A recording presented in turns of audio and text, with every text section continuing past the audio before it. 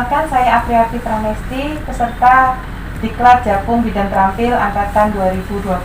Pada kesempatan ini akan mempraktekkan tentang pemeriksaan antenatal care atau ANC pada ibu hamil. Sebelumnya kita persiapkan tempat dan alat.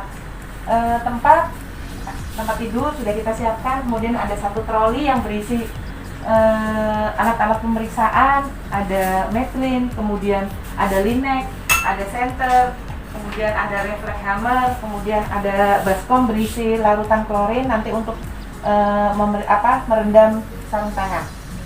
Langkah yang berikutnya adalah kita memperkenalkan diri setelah pasiennya datang. Kemudian kita perkenalkan kepada pasien.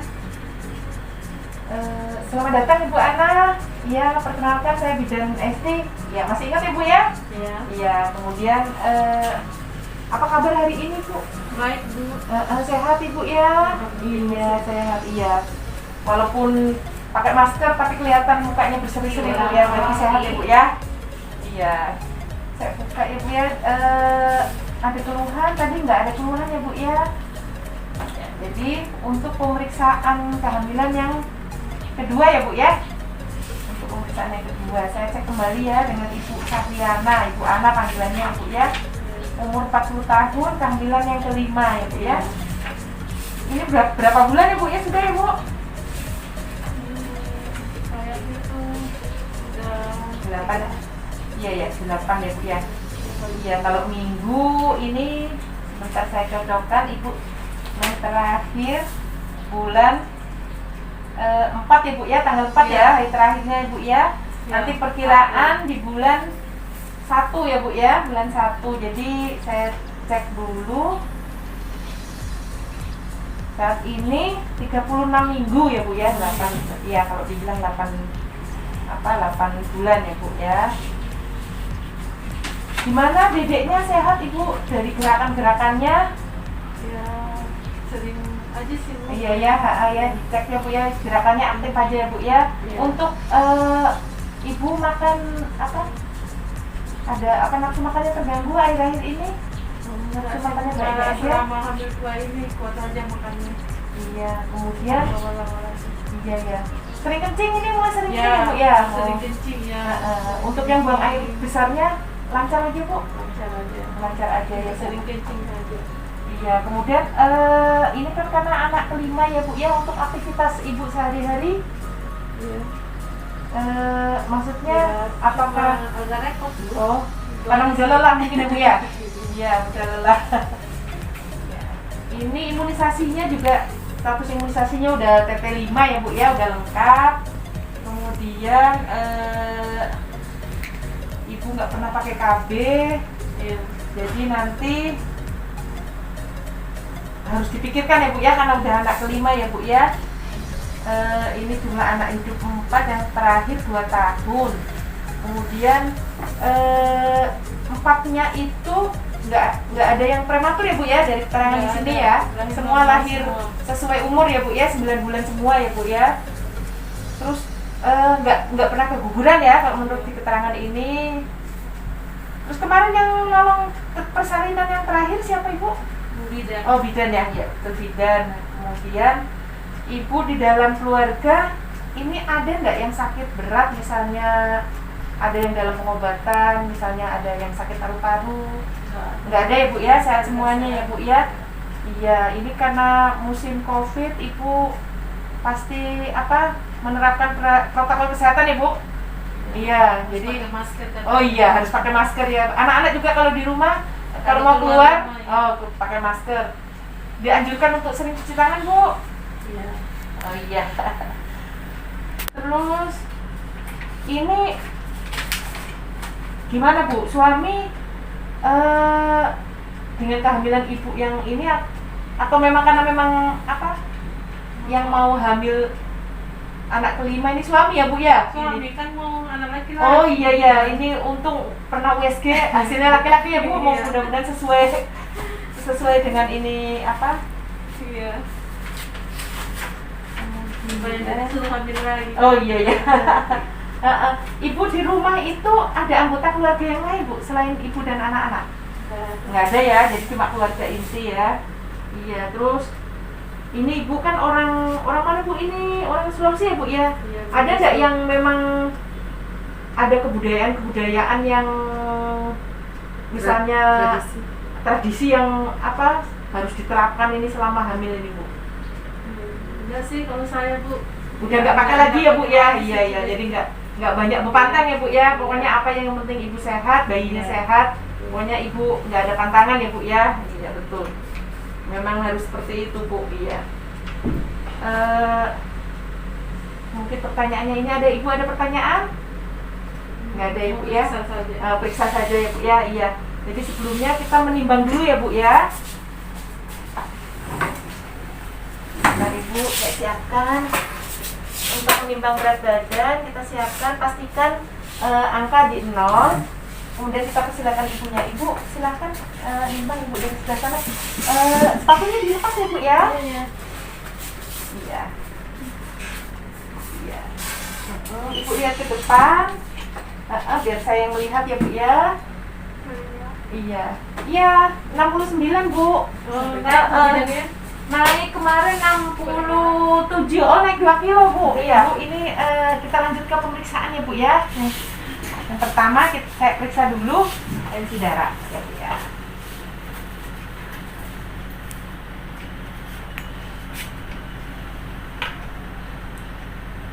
Bagus, Bu. Tensinya 110/70. Iya. Kemudian langkah selanjutnya adalah kita memeriksa lila. Caranya kita lakukan pengukuran mulai dari ya, kemudian kita ambil tengahnya.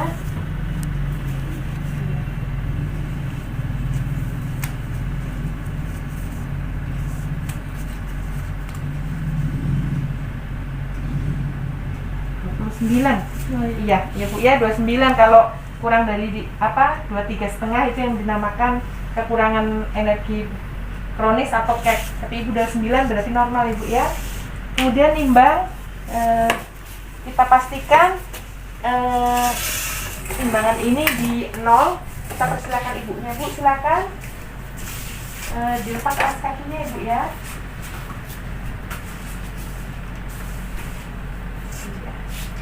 Ibu lurus, lihat ke depan, saya melihat ya, Bu.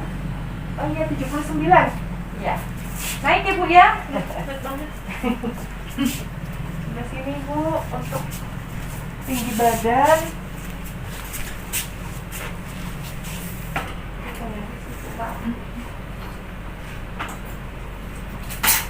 Tinggi badan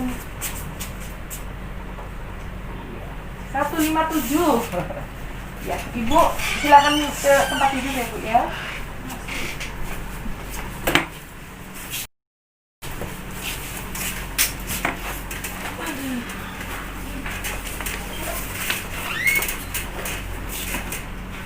Bu, nyaman? Kasih lurus dulu, Ibu.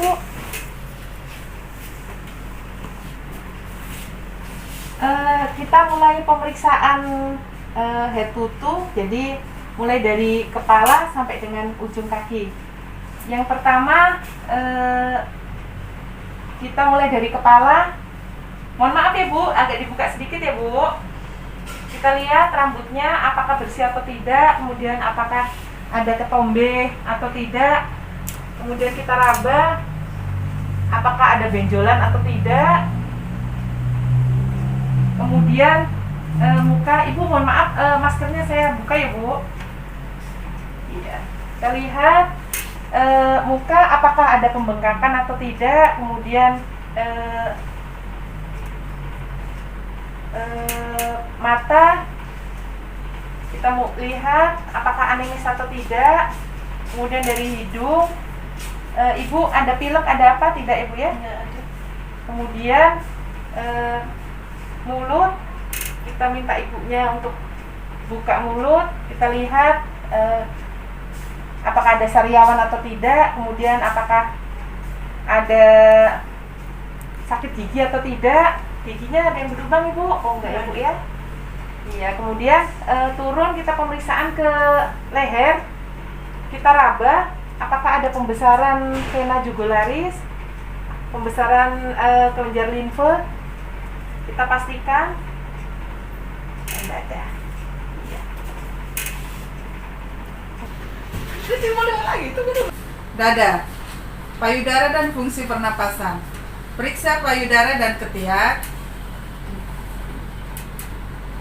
Lihat dan palpasi payudara, bentuknya, kesimetrisan, benjolan, bentuk dan puting.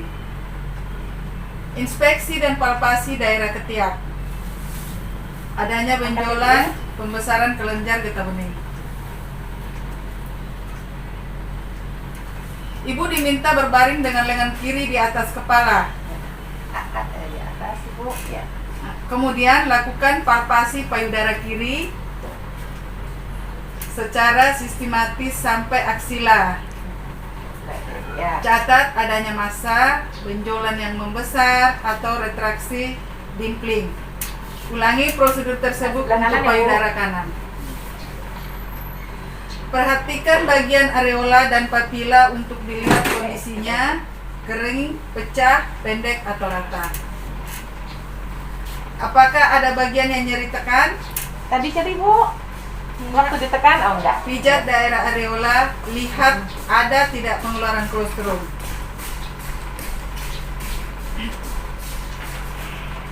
Auskultasi, mendengarkan dengan menggunakan stetoskop.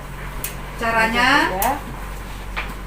pasien diminta bernapas cukup dalam dengan mulut terbuka dan letakkan stetoskop secara sistematik dari arah atas ke bawah dengan membandingkan kiri kanan. Tarik nafas Bu. Iya. Normalnya suara napas vesikuler bersifat halus, nada rendah, inspirasi lebih panjang dan ekspirasi. Abdomen. Inspeksi bentuk abdomen, membesar sesuai Buka, Ibu, usia ya. kehamilan atau tidak. Ada tidaknya luka operasi bekas SC, linea alba, linea nigra, strie, gravidarum.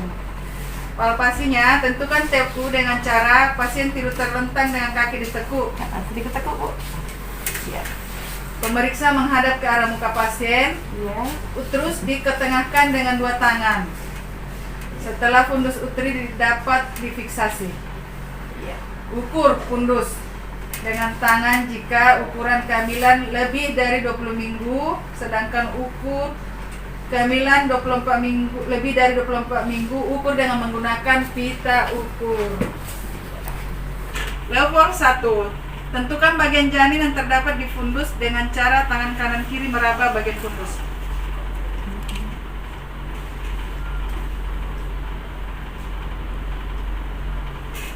Level kedua, untuk menentukan bagian apa yang terdapat di samping kanan dan kiri perut ibu. Dengan teknik periksa menghadap ke arah muka pasien untuk memeriksa bagian kanan janin, tangan kiri memfiksasi dan tangan kanan meraba bagian janin. Untuk memeriksa bagian kiri janin, tangan kanan memfiksasi dengan tangan kiri meraba bagian janin. Level 3, untuk menentukan bagian apa yang terdapat pada bagian bawah perut dan apakah bagian terbawah janin sudah masuk panggul. Dengan teknik satu tangan pemeriksa di fundus uteri dan satu tangan lagi di pinggir atas simfisis, dengan ibu jari pada bagian kanan dan 4 jari yang lainnya di sebelah kiri kemudian digoyangkan dan bagian apa yang teraba di bagian bawah. Jika masih dapat digoyangkan berarti belum masuk PAP. Jika tidak dapat digoyangkan berarti sudah masuk PAP. Belum masuk ya Bu, ini karena ibu anak kelima ya Bu ya. Level 4, untuk menentukan sampai seberapa bagian terbawah janin masuk PAP dengan teknik kaki diluruskan. Karena ibu kaki meluruskan. Posisi pemeriksa menghadap ke kaki pasien dilakukan jika perlu, yaitu pada pemeriksaan ini dilakukan bila kepala sudah masuk PAP.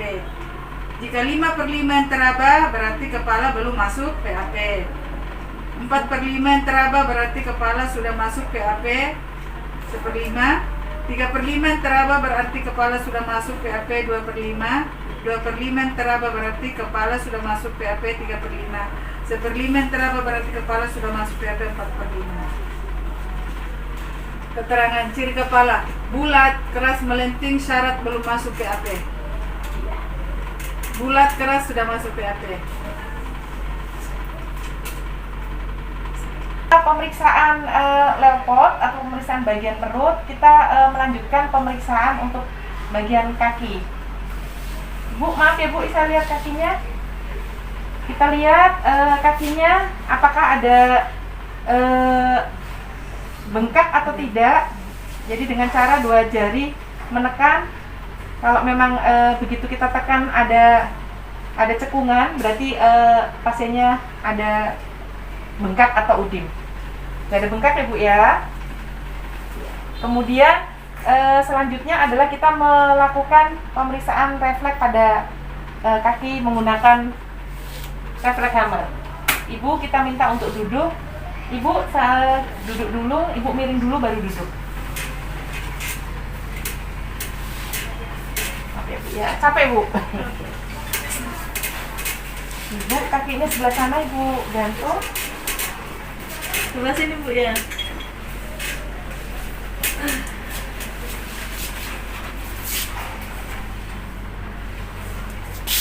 Pastikan tangan yang satu memegang bagian tungkai ibu, yang satu kita oke Bu ya. Relax ya Bu ya. Kita lakukan ketukan. Kalau ada gerakan berarti refleksnya bagus.